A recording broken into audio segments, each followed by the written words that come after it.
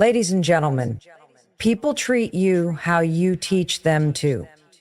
That's the raw truth, and it's one most people don't want to hear because it puts the responsibility squarely on your shoulders.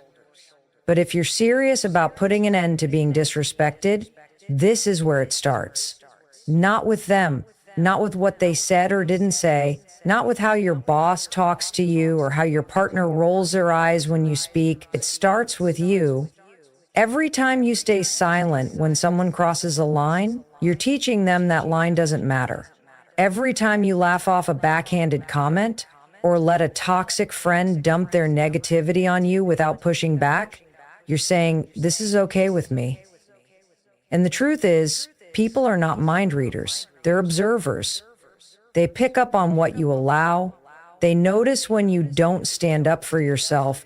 And slowly, without meaning to, they start to believe that maybe you're okay being treated that way. You're not. But here's the deal. Your actions speak way louder than your words. You can tell someone you don't like the way they talk to you, but if you keep coming back, if you keep entertaining the conversation, if you keep playing along, you're showing them that your boundaries are just suggestions, not rules. Think about any relationship where disrespect has become a pattern. It didn't start that way. Disrespect rarely shows up on day one. It creeps in. Someone makes a joke at your expense, you let it go. They interrupt you repeatedly, you stay quiet. They show up late, ignore your feelings, dismiss your concerns, and you make excuses for them. You do it because you're trying to keep the peace, or because you don't want to rock the boat, or maybe because you're hoping they'll just stop. But they don't. Why would they? You've taught them that you'll take it. Now, here's where the shift begins. You have to start retraining people on how to treat you, and that starts with retraining yourself. You have to raise your standards, not just in what you expect from others, but in what you expect from yourself. You've got to get clear on what's okay and what's not.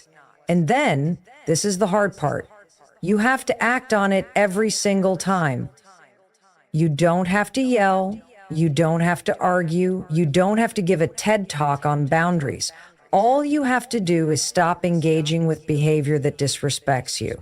When someone talks down to you, you stop the conversation. When someone tries to manipulate you, you call it out or walk away. When someone keeps showing up with drama or disrespect, you stop giving them your energy, period. This is where your power lives, in your choices, in what you tolerate, in what you reinforce. The people around you will learn very quickly that you're not available for disrespect, but only if you're consistent. The first time you hold a boundary, people might be surprised. They might push back. They might get defensive. That's okay. That's part of the process. You are no longer playing the same role in their life. And that shift makes people uncomfortable. But it's not your job to manage their discomfort. It's your job to protect your peace. You have to be willing to lose people who don't respect you in order to find the ones who do. And I know that's scary. I know the idea of walking away, of confronting someone, of not being liked. It can feel overwhelming. But let me ask you this.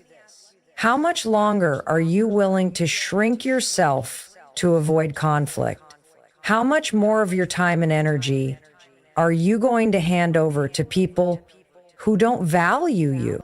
You are not here to be liked by everyone. You are here to respect yourself so fiercely that the only people who stick around are the ones who rise to meet your level, the ones who see your strength, your value, your integrity, and treat you accordingly. Respect isn't something you demand. It's something you command by the way you show up, by the way you speak, by the way you carry yourself, and most of all, by what you allow. People will always test the line. That's human nature. But when you consistently show them that you know your worth and you won't settle for less, they stop testing. They step up or they step out. Either way, you win. Boundaries are not walls. They're not about shutting people out or cutting everyone off. They're about protecting your energy, your peace, your time, and your values. They are the rules you set for how people are allowed to treat you, speak to you, and interact with you, and you are the only one responsible for enforcing them. Think of boundaries like doors with locks. Not everyone gets to walk in. Not everyone gets access to your inner world, your thoughts, your time, or your emotions. And just like with a locked door, you decide who gets a key. But too many of us leave that door wide open, hoping people will be respectful, hoping they'll just know what's okay and what's not. That's not how this works. No one knows where your boundaries are unless you clearly set them, and even then, they'll test them. Not because they're bad people, but because human beings are wired to push limits. That's why your job is not just to draw the line, but to hold the line. Every time. The problem is many people confuse boundaries with rejection. They think saying no is rude, that distancing themselves from negative influences is selfish, that speaking up for their needs makes them difficult. But setting a boundary is none of those things. It's an act of self-respect. It's saying, this is who I am, this is what matters to me, and this is how I expect to be treated. It's not about controlling others. It's about controlling your space. And here's something people don't tell you. People who benefit from your lack of boundaries are the ones who will resist them the most. They'll call you too sensitive or say you've changed. Of course you have. You've decided you're no longer available for disrespect, manipulation, or one-sided relationships. That's growth. And growth is uncomfortable. Not just for you, but for the people who have gotten used to the old version of you. Let them be uncomfortable. That's not your job to fix. Now let's talk about what healthy boundaries actually look like. A boundary can be as simple as deciding not to answer work emails after 7 p.m. It can be choosing not to engage in conversations that drain you or make you feel small. It can be saying no to events you don't want to attend, or cutting off contact with people who are emotionally abusive. These aren't dramatic moves. These are necessary ones, because every time you reinforce a boundary, you're telling the world, I value myself. And listen, this doesn't mean you have to be cold, distant, or confrontational. In fact, the most effective boundaries are clear and kind. You can say, I'm not comfortable with that, or I don't have the capacity for this conversation right now. You don't need a long explanation. You don't owe anyone a justification. A boundary is a complete sentence. You don't need to argue. You don't need to convince. You just need to be firm. What makes boundaries hard is not setting them. It's dealing with the reaction when you do. People might guilt trip you. They might say you're overreacting. But here's the truth. Their reaction is not your responsibility. Your responsibility is to take care of yourself, to protect your peace, and to make sure that the relationships in your life are built on mutual respect, not obligation, guilt, or fear. The people who truly respect you, they will honor your boundaries. They may not get it right immediately, but they'll listen, they'll adjust, they'll care enough to meet you where you are. And the ones who don't, let them go. You're not here to make everyone comfortable. You're here to live a life that's aligned with who you really are. When you start setting boundaries, something powerful happens. You stop chasing validation. You stop waiting for people to treat you right. You stop explaining yourself over and over again. Instead, you walk into every room with clarity, with self-respect, with quiet confidence. You know what you stand for, and that changes everything. Because when people realize you won't tolerate being disrespected, they either step up or they step out. And either way, you're no longer losing sleep over things that are outside of your control. You're no longer exhausted from managing everyone else's feelings. You're no longer shrinking yourself just to fit into someone else's comfort zone. You're standing tall, you're leading yourself, and most importantly, you're finally giving yourself the respect you deserve. When that happens, the world around you starts to reflect it back. Not because you demanded it, but because you embodied it. And that's the power of boundaries. Confidence is not something you're born with, it's something you build. And the truth is, most people are waiting around for confidence to show up before they take action. But it doesn't work that way. Confidence isn't the cause of action, it's the result of it. You don't feel confident first and then speak up in the meeting. You speak up in the meeting, your voice shakes a little, and afterward you realize, wait, I survived that. That's how confidence grows. Too often we confuse confidence with being loud or extroverted or having all the answers. That's not confidence, that's performance. Real confidence is quieter. It's a knowing. It's showing up even when you feel scared, even when you doubt yourself, even when your hands are shaking and your heart is racing, because you've made a decision that your voice matters, that your needs matter, that you matter. Confidence begins with self-respect, and self-respect is built on the decisions you make every single day, especially the ones no one sees. It's waking up and doing what you said you'd do. It's taking care of your health. It's keeping your promises to yourself. Every time you follow through on a commitment, you reinforce the belief that you can trust yourself. And that trust, that's the root of real confidence. You can't feel good about yourself if you constantly abandon yourself. If you let people walk all over you, if you silence your opinions, if you shrink to make others comfortable. Confidence can't grow in an environment where you keep betraying your own values just to be accepted. That's not confidence, that's survival. And eventually it drains you. The shift happens when you stop outsourcing your self-worth, when you stop waiting for permission, when you decide that your value is not up for negotiation, that you don't need everyone to agree with you, that you can handle someone being disappointed in you and still feel strong in who you are. Confidence is built in those moments when you choose yourself over people-pleasing, when you choose action over fear, when you choose courage over comfort. Let me be clear, confidence isn't about having all the answers. It's about being willing to show up, even when you don't. It's about trusting that whatever happens, you can figure it out. That even if you fail, you'll get back up. That even if it's messy, you'll learn. This mindset, this decision to act despite uncertainty, is how you train your brain to stop defaulting to self-doubt and start leaning into belief.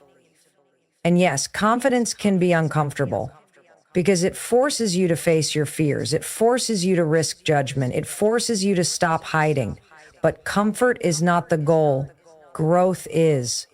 And you cannot grow if you keep choosing what feels safe over what makes you strong. The world doesn't give confidence to people who sit on the sidelines. It gives it to the ones who are willing to step into the game, get knocked down, and keep moving forward. You gain confidence by doing the hard things, by having the difficult conversation, by saying no, by showing up when it would be easier to disappear. Every one of those moments adds another brick to the foundation of your self-belief. And here's the best part, confidence is contagious. When you walk into a room with the energy of someone who knows their worth, not someone who's arrogant or fake, but someone who is grounded, clear, and unapologetic, it shifts the energy around you. People feel it, they respect it, and they respond to it, not because you're trying to impress them, but because you've stopped needing to. Confidence isn't about being the best, it's about being real, being present, owning your story, standing in your truth without needing to explain or defend it. And that kind of confidence, that's earned. That's built moment by moment, choice by choice, day by day. So stop waiting. Stop telling yourself you're not ready. You are. You become confident by being courageous. You become confident by taking that step before you feel ready. You become confident by deciding right now that you are worthy of being seen, being heard, and being respected without needing anyone else to validate it. Confidence is not magic, it's muscle. And the more you use it, the stronger it gets. Disrespect has a way of catching you off guard. It sneaks in through tone, through timing, through subtle digs that leave you questioning if what just happened actually happened. And the moment you feel that sting, that moment right before you react, is where your power lives. It's in the pause. The power of the pause is one of the most underrated tools when it comes to earning respect and never letting someone treat you like you don't matter again. When someone disrespects you, your first instinct is usually emotional. Maybe it's anger, maybe it's embarrassment, maybe it's fear. And in that surge of emotion, it's easy to snap, to defend, to freeze, or to say something you'll later regret. But when you learn to pause, just for a few seconds, you shift from reacting to responding.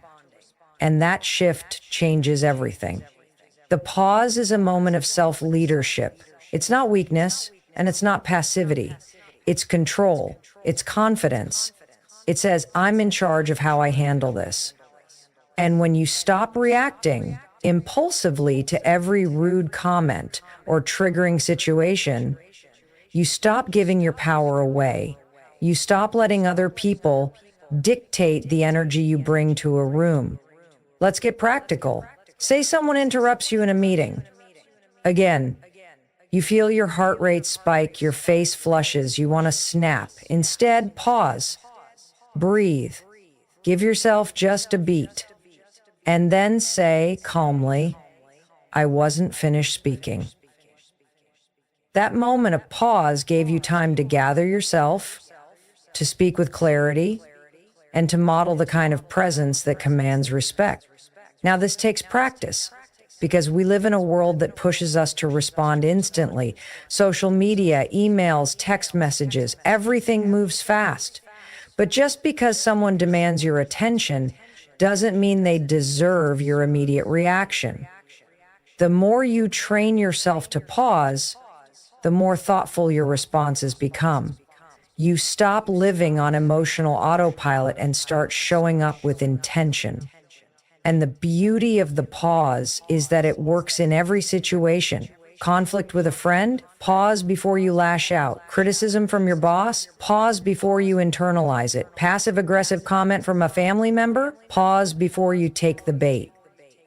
That space gives you room to decide, what do I stand for? How do I want to handle this? What version of myself do I want to show up as right now? This isn't about being fake, it's about being effective. It's about choosing the response that reflects your strength instead of your wounds. Because let's be honest, most people who disrespect you are dealing with their own insecurities, their own power struggles, their own mess. When you pause, you give yourself the gift of not making their behavior about you. And that pause also teaches others something critical, that you are not easily shaken. That you're not going to be pulled into drama or made to feel small or react emotionally just because someone else is out of control. People respect what they can't predict, and when you pause, they notice. They may not say it out loud, but they feel it. You've just shown them that you're grounded, that you don't need to shout to be heard, that your silence is not weakness, it's presence. And the truth is, the pause doesn't just protect you from reacting poorly. It gives you time to access your inner wisdom, to remember who you are, to realign with your values. Sometimes the best thing you can do in a moment of disrespect is simply not give it your energy. Not because you're afraid, but because you're focused. Because you've got bigger things to handle than someone else's immaturity. So start using the pause like a secret weapon. The next time you feel disrespected, don't react, breathe, sit with it, ask yourself what matters most, and then respond in a way that leaves you feeling proud of how you handled it. That's what it means to lead yourself. The world is always going to throw situations your way that test your patience, your confidence, and your boundaries. You don't control that, but you do control how you show up in those moments. And when you choose to pause, to breathe, to step back before stepping forward, you stop playing defense and start taking command. You show the world and yourself that your respect is not negotiable. That's not just power. That's growth. And that's how you start living like someone who demands respect without ever having to raise your voice to get it. What you say about yourself, out loud and in your head, shapes the way the world sees you. That's the truth most people don't understand. You teach others how to treat you, not just through your actions, but through your language. The way you speak about yourself is a reflection of your self-worth, and people pick up on it whether they realize it or not. If you speak with hesitation, if you downplay your strengths, if you constantly make jokes at your own expense or second-guess yourself in every sentence, people start to believe that's how you see yourself. And if you don't respect your voice, why should they?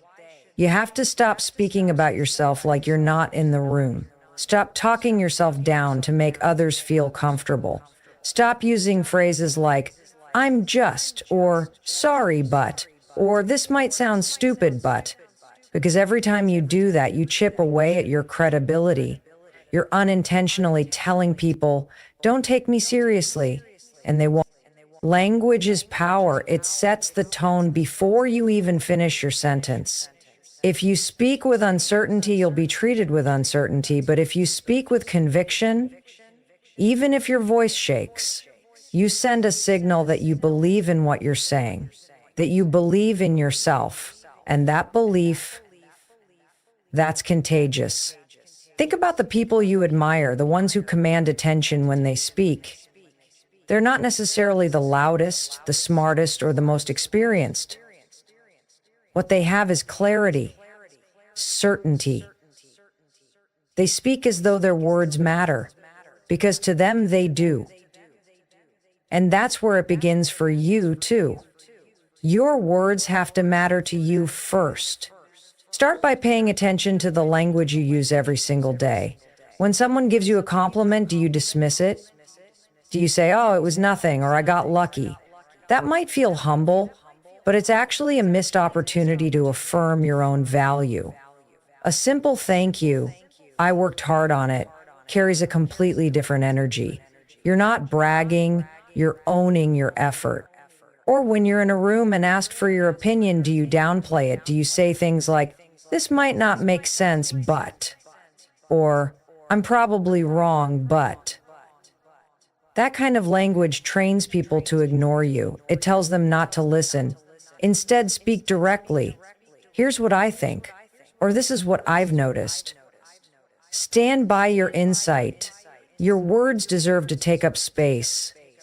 But it goes deeper than just what you say to others. It's about what you say to yourself. The conversations in your mind shape the way you carry yourself. If you constantly say, "I'm not good enough," "I always mess things up," or "they're better than me," that becomes your inner script, and eventually it becomes your reality.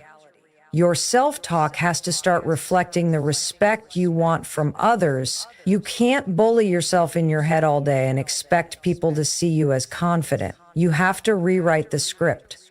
Start with simple shifts. Change "I can't" to "I'm learning how." Change "I'm not good at this" to "I'm getting better every time." Change "they're way ahead of me" to "their journey is different, but I'm still moving forward." These aren't just motivational phrases. They're tools to reshape your mindset. And a strong mindset speaks louder than any title, credential, or background. It's also important to remember that silence speaks too.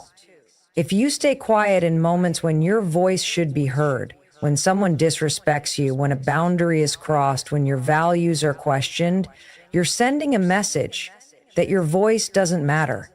And it does. You don't need to have the perfect words. You just need to speak with honesty and intent. The way you speak is one of the most powerful forms of self-leadership you have. When you communicate with clarity, with purpose, and with confidence, you give others a blueprint for how to engage with you. You show them without needing to shout that you're not to be underestimated, that you're not to be talked over, that your presence matters. And when you start speaking like someone who knows their worth, everything changes. People will listen more closely. They'll think twice before crossing a line, not because you demanded respect, but because your presence earned it. You've got to be the first person to speak to yourself with the respect you expect from the world. That's where it all begins. And once you do that, once you consistently show up with powerful, intentional language, disrespect won't stick. Because your words will have already set the standard. What you surround yourself with determines what becomes possible for you. It shapes how you think, how you speak, how you act, and most importantly, how you see yourself. You could be the most talented, driven, kind-hearted person on the planet, but if you're spending your time around people who don't respect you, don't support you, or don't see your value, it will eventually wear you down. That kind of environment doesn't just drain your energy, it distorts your sense of self-worth. Let's be clear, the people in your life are either building you up or breaking you down. There is no neutral. Every comment, every joke, every interaction leaves a mark. The question is, are they planting seeds of self-belief, or are they slowly chipping away at your confidence? Are they encouraging your growth, or keeping you stuck where you are because they're afraid to grow themselves? Respect is contagious, so is disrespect. If the people you hang out with constantly interrupt you, ignore your boundaries, dismiss your ideas, or minimize your accomplishments, that behavior becomes normalized. You begin to tolerate it, you begin to expect it, and then you start wondering if maybe you deserve it. That's how powerful your circle is. It has the ability to either validate your greatness or validate your self-doubt. You have to start auditing your circle like your life depends on it, because it does. Your mindset, your habits, your goals, your peace, all of it is influenced by the people closest to you. And if someone's energy feels off, it probably is. If you leave a conversation feeling smaller than when you entered it, pay attention. That's a red flag. It doesn't mean they're a bad person, but it might mean they're not right for the version of you that you're becoming. Now, this doesn't mean you go out and cut everyone off. This is about boundaries, not abandonment. But it does mean you start being intentional. You start choosing who gets access to your time, your energy, your heart. You stop chasing people who make you question your worth. You stop pouring into relationships that never pour back. And you stop confusing history with compatibility. Just because someone's been in your life for a long time doesn't mean they belong in your future. And here's something powerful. When you level up your environment, you level up your identity.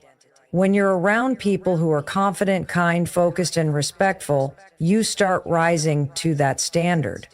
You start seeing what's possible. You start acting like someone who deserves to be in rooms where respect isn't earned by shouting, but by showing up with clarity and purpose. You begin to mirror the energy you're surrounded by. This is why finding your people matters. The ones who challenge you without belittling you.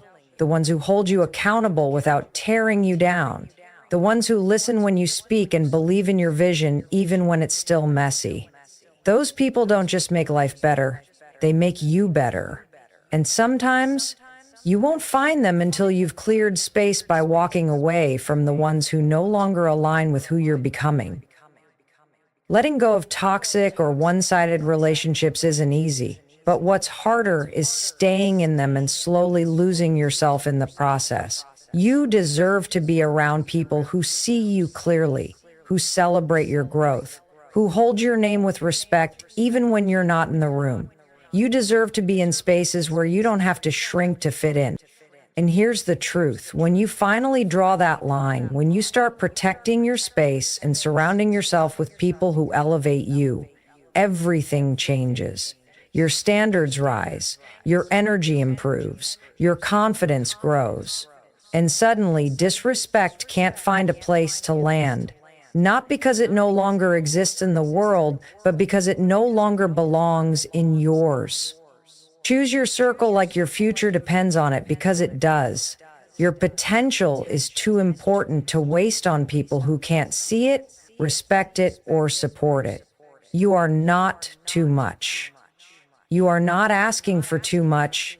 You've just been around people who expected too little. Surround yourself with those who remind you of your power, not those who cause you to forget it. That shift alone will eliminate half the disrespect you've ever experienced. And from there, you'll no longer need to demand respect. It will already be the atmosphere you breathe. Respect isn't just about how others treat you. It's about the energy you carry into every room, every conversation, every decision, and nothing strengthens that energy more than living by clear personal standards. Standards are not rules you place on others. They're the boundaries and expectations you hold for yourself. They define how you show up, how you allow others to engage with you, and what kind of behavior you are and are not willing to tolerate. When you live with strong standards, you don't need to demand respect. People feel it. They sense that you carry yourself differently and they adjust accordingly. Think of standards as your internal compass. They help you navigate everything from your relationships to your work ethic to your self-care. When you don't know your own standards, you drift. You say yes when you mean no. You tolerate what feels wrong just to avoid conflict. You let things slide until resentment builds, and eventually, you lose touch with your own sense of value. You start accepting crumbs and calling it a meal because you forgot what you truly deserve. But the moment you decide to raise your standards, everything begins to shift. You start showing up for yourself in new ways. You stop over-explaining. You stop compromising on things that really matter. You stop making room for people who only bring chaos, drama, or doubt into your space. And instead, you start creating a life where your peace is protected, your time is respected, and your worth is non-negotiable. This doesn't happen overnight. Raising your standards is uncomfortable at first. Why? Because it disrupts patterns. Maybe you were raised in a home where speaking up was seen as disrespectful. Or you were in relationships where your needs were ignored. Or you worked in environments where burnout was praised and boundaries were punished. So when you start saying, "That's not okay with me," it feels foreign. It feels risky, but it's necessary because you cannot grow into your fullest self in an environment where your standards are constantly being compromised. Let's get real. Your standards show up in your habits, in whether or not you follow through on your goals, in how you talk to yourself and how you treat your body and how you let others treat your time. Every time you honor your own standards, even in the smallest ways, you're reinforcing the message that you are someone who deserves respect. And when people see that you take yourself seriously, they start taking you seriously too. You don't have to yell. You don't have to prove anything. You just have to be consistent. When you keep showing up with integrity, when you keep holding firm to what matters to you, people begin to realize that crossing your boundaries comes with consequences, not because